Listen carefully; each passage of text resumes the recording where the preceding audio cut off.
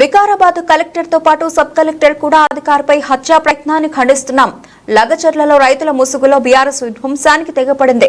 విధ్వంసం సృష్టించి ప్రభుత్వాన్ని బదనాం చేయాలనే దురుద్దేశంతోనే బీఆర్ఎస్ పార్టీ కుట్రలో భాగమే ఈ దాడి. చాలా ప్లాన్ గా దాడి చేయించింది.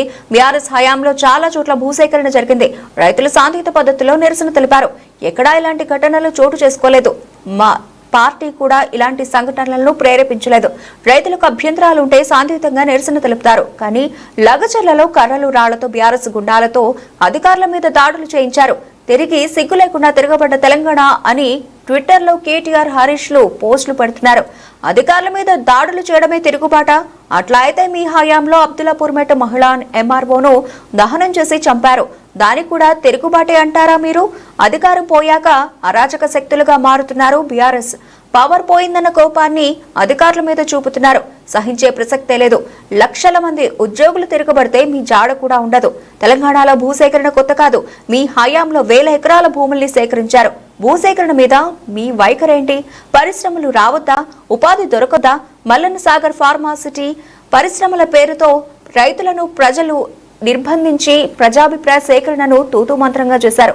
కానీ మా ప్రభుత్వం ప్రజాస్వామ్యబద్ధంగా ప్రజలను ఒప్పించి మెప్పించి భూములను సేకరిస్తున్నాం. అయినా మీ దౌర్జన్యాలేంటి? మీరు అధికారంలో ఉన్నప్పుడు ధరణి పేరుతో పచ్చటి పొలాలను నెత్తురు పారించారు. అన్నదాతలకు బేడీలు వేసి జైళ్లకు పంపించారు. అధికారం పోయిన తర్వాత కూడా బీఆర్ఎస్ రక్తదాహనం తీరలేదు.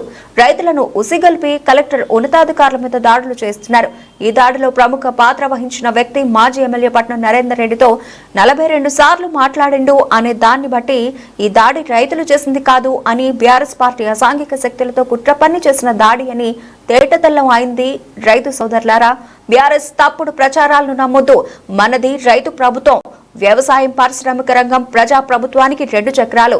రెండింటినీ సమాంతరంగా అభివృద్ధి చేసుకుందాం. రైతులకు ఏమైనా భిన్నాభిప్రాయాలు ఉంటే ప్రభుత్వం దృష్టికి తీసుకురావచ్చు. అన్వేష్ రెడ్డి, సుంకేట, చైర్మన్, తెలంగాణ కిసాన్ కాంగ్రెస్, తెలంగాణ విత్తనాభివృద్ధి సంస్థ.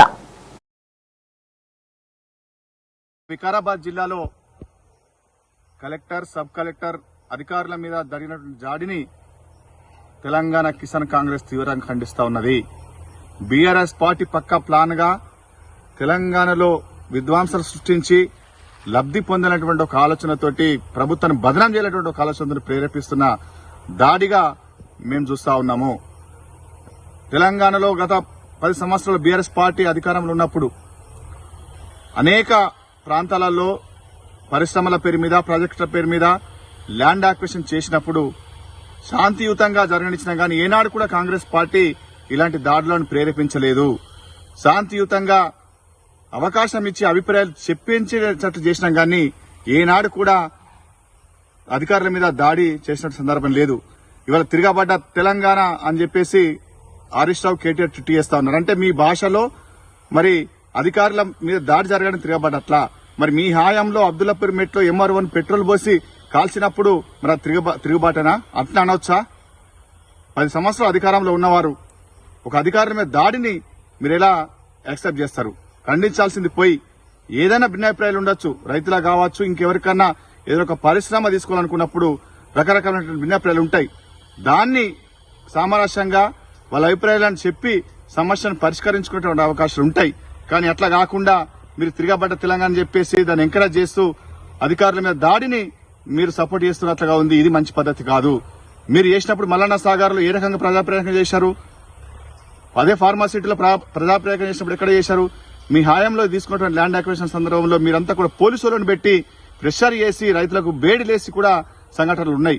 మరి అదంతా కూడా మేము ఆ రోజు మా పార్టీ అక్కడ ఉన్నటువంటి సమస్యను ఇది కాదు ఇట్లా చేస్తే బాగుంటుందని చెప్పినా గానీ ఏనాడు కూడా అధికారుల మీద దాడిని చేసినటువంటి పరిస్థితి ఈ 10 ఏళ్లలో మా కాంగ్రెస్ పార్టీ చేయలేదు.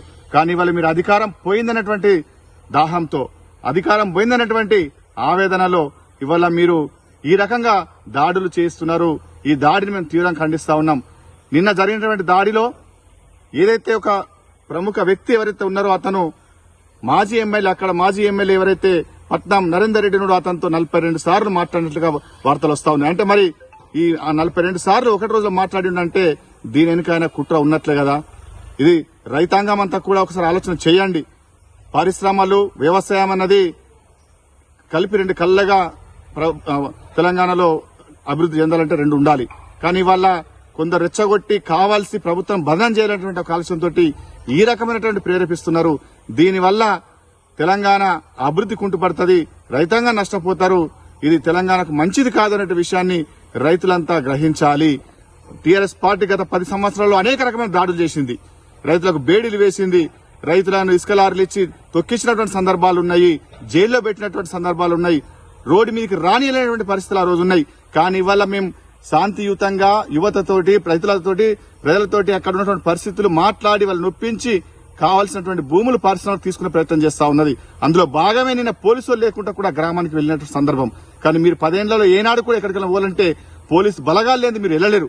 కానీ ఇలా ప్రజాప్రభుత్వంలో భాగంగా పోలీసులు లేకుండా వాళ్ళ సపోర్ట్ లేకుండా మీ ఆ గ్రామానికి వెళ్లడం జరిగింది. కానీ బీఆర్ఎస్ పార్టీ పకడ్బందీగా వాళ్ళ నాయకులతోటి ప్రేరేపించి దాడులు చేపించి వీళ్లు క్షణికానందం పొందాలని చూస్తా ఉన్నారు. అధికారుల మీద దాడులు చేస్తే రేపు అధికారులంతా తిరగబడితే మీ పరిస్థితి ఏందో ఒకసారి ఆలోచన చేయండి. ఇది మంచి పద్ధతి కాదు. దీన్ని పూర్తిగా మేము ఖండిస్తా ఉన్నాం. ఇప్పటికైనా హరీష్ రావు, కేటీఆర్ కళ్ళు తెరవాలి. ఇట్లాంటి దాడులను మీరు మరి